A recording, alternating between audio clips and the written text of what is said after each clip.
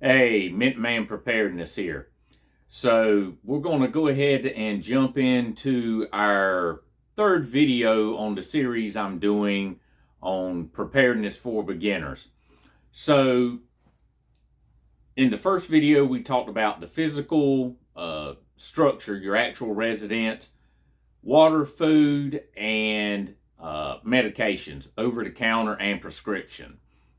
Video 2, we talked about batteries, fuel for your vehicles, and different varieties or assortments of defensive tools. In this video, we're going to go ahead and jump into cash and barter items, some radio communications, and flashlights and lanterns, things you need to illuminate your house and see in the dark.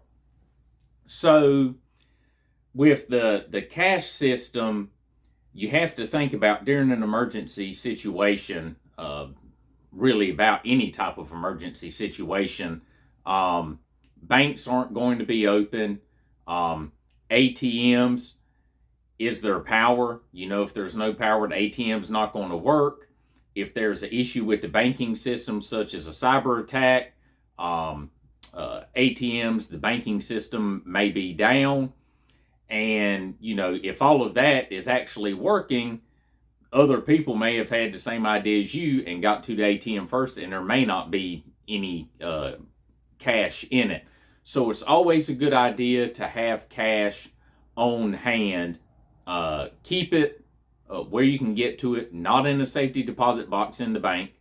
You need to have cash on hand, keep it hidden, and keep it safe, in some sort of a fireproof container, a fireproof safe, something, if your residence or wherever you reside catches on fire, where that money will be safe, but you need to have cash on hand.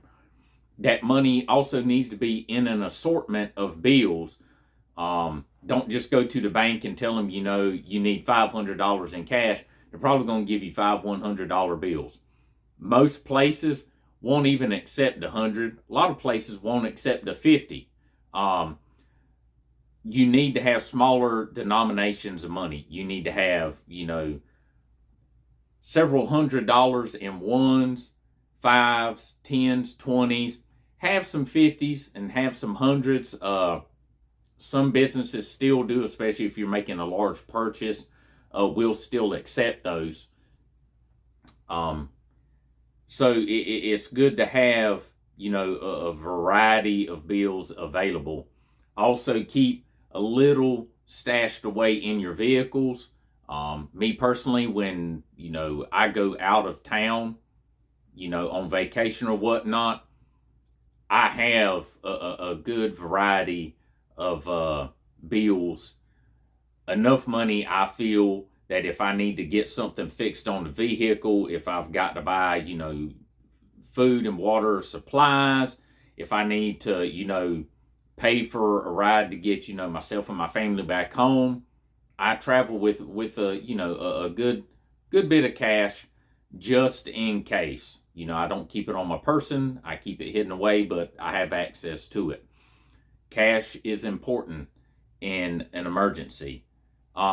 Also, with that would be bartering. So, many years back, a lot of times people didn't have a lot of money, but if you had a specific skill set, if you were a craftsman, you were able to make things with wood, somebody needed something fixed, they didn't have cash, but they'd give you a chicken, or some eggs, something like that. You need to have items for barter, real good bartering items that, especially in, a long-term emergency situation, that would go really well on the bartering side, is going to be things such as tobacco.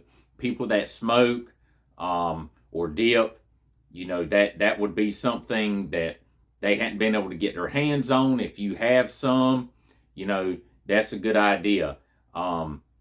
Alcohol, people love to drink. I seen a video, somebody was actually talking about this. They went to the ABC store, wherever you buy alcohol, and they just bought little pints of extremely inexpensive alcohol. Somebody that wants some probably not going to care what name brand it is or if it's the best quality. That's something you can put in the back of your cupboard. Forget about it. And if you ever need it, you got it. Another important bartering item that you can pick up now, batteries. I discussed batteries in video 2, but a lot of people don't prepare. They don't think ahead. If you go pack up grab a couple extra packs of batteries here and there, they're in a bad situation, and you have a friend or something and they have something you need, and they need some batteries, you can whip out a 4-pack of, D's or C's or whatever they may need. That's just something you can get inexpensive, fairly inexpensive now, but it could be a commodity in an emergency. Also, food items. We talked about food in video 1, but things such as like top ramen, it's still pretty inexpensive now. It's easy to pack, it's easy to store, it's easy to prepare. Handful of different varieties of flavors. You can buy some packs, you can buy one of them boxes for near about nothing and store it away. If you get in a tight situation, you don't have a lot to offer, but somebody needs something, a pack of ramen or 2 may help you out, getting what you need and trading somebody. So barter items, really anything you think that somebody, might need during an emergency situation, if you store a little extra of that, may help you out in the long run. Next thing is, I'm not going to be delving into radio communications on this video, but a simple AM FM radio. Pretty much any preparedness channel, along with FEMA and a lot of state emergency management agencies will tell you a simple AM FM radio. It'd be smart to have one that's either hand cranked or battery operated, because you may not have power, and if you don't have a generator or some sort of a solar backup or a solar generator, you're going to need something that's hand cranked or battery operated. Throughout the United States, especially during the World War II era, AM/FM radio was important, especially on the AM band, and they still have it now designated AM frequencies that deliver a broadcast for emergency information. So, just a very, basic AM/FM radio, you can get them, all over Amazon, that are kind of specifically geared towards emergency preparedness. Just something very simple, pull up antenna, that way you can at least kind of know what's going on in the outside world in areas that are a little further outside of your reach. And with that antenna, just kind of a little hack with that. A lot of you may know what an alligator clip is. Looks like a clothespin, but it's metal.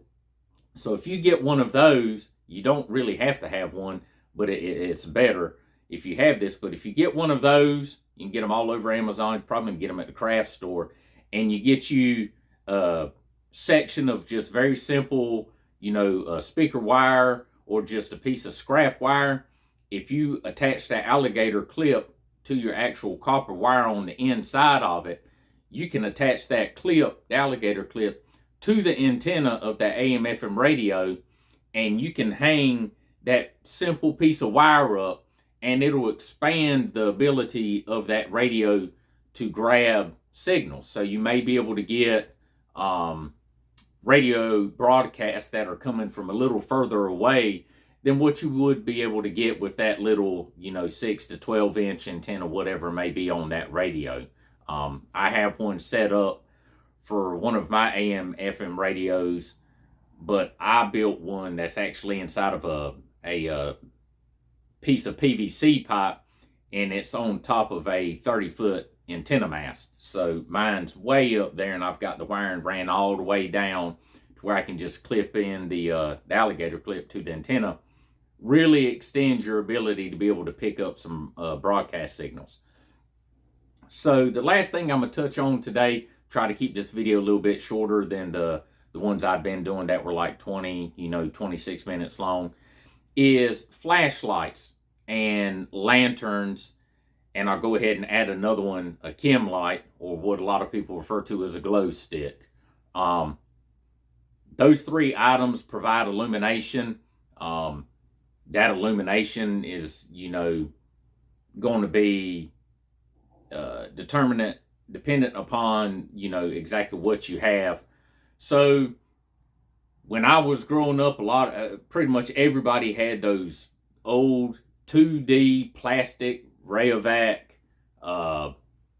flashlights with the little incandescent bulb. You couldn't hardly light up a corner of a cabinet with that thing. Flashlight technology, Cree LED, bulbs and things have come a long way since then, and actual battery technology, going to lithium batteries and things have come a long ways. So having a good quality flashlight is important. I've always been a fan of Maglite. That's what I had for years. Of course, they're incandescent, all the ones I have, so I still have them. But I utilize Streamlight and Surefire for most of my EDC flashlights. Flashlight to keep, in a lot of the rooms, in my vehicles, on my kits. I recently, and I'm going to do a video on this later on, but I recently just picked this up. This is a Nightcore MT1A Pro. Let you see that for a second. I've had this for a few days, and this is an awesome EDC flashlight. It's fairly small, several inches long. It's got a really good clip on it. The high setting is 800 lumens. It's got 3 low, medium, and high LED bulb. It utilizes a rechargeable AA battery, and it comes with the battery and the charging cable, which is a USB-C, which is nice, especially those of you that have newer iPhones and iPads and whatnot. A lot of stuff has went to the USB-C. But I'm going to do a review on this later on. But this is a great flashlight. I'm actually going to grab some more of these because of the size. You can put it in your pocket. You don't really notice it. Doesn't take up any room. Throw one in your vehicle, in your bags. And I think this flashlight was something I picked off of Amazon. It was, I don't know, might have been maybe around $30 or something like that. I can't remember off the top of my head. But it's also got a 2 meters waterproof and 2 meters impact resistance. It's a nice flashlight. Like I said, I'll do a review later on that. Flashlights are important. You need to have one on your person. You need to have, a dedicated one for yourself, for your vehicles, for several rooms throughout your house. If you run kit on your kit, in your get home bags or bug out bags or whatever, they're nice to have.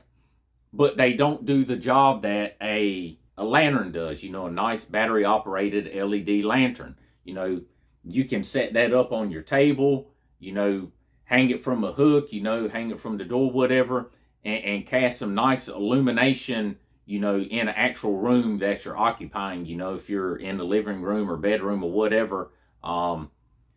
Several good lanterns, are nice to have. I've got 5 or 6 scattered around.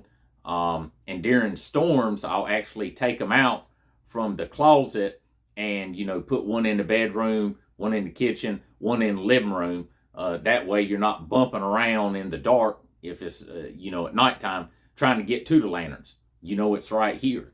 So I take those out pretty frequently during storms if there's, something happening at nighttime. And then chem lights or glow sticks. They're really inexpensive, especially if you buy them bulk from Amazon, or eBay or whatever. But I keep those, again, on my kits, bug out bags. I keep them in the vehicles. I don't keep them scattered around my rooms or anything like that. But they're good for marking. If you're out at nighttime and you're not worried about other people knowing where you are, but you want people to see you, you can crack a chem light, attach it to the back of your kit, hook it on your bag. If you're trying to mark an area for someone to find you, you crack it, hang it up, drop it on the doorstep. Some of them will come with a piece of string actually inside the pack where you can hang it up, or you actually attach that string to it and you sling it around your head like a lasso if you're looking to be rescued, and someone's in a helo or whatnot. It makes it easier for them to find you if you're slinging it around your head. When they look down, it looks like a big flashing circle. So those are really inexpensive, good to have. Also keep those in my IFAKs for marking doorways and locations. So I'm going to cut it at that. This was a little shorter and simpler of a video. If you haven't checked out video 1 or 2, go back and look at those. I've got some good information in there. I'll continue to drop some videos. I'm going to start getting into doing some gear reviews and things like that. It's just taking me a little bit of time to try to figure all this out. But with that, stay safe. Minuteman out.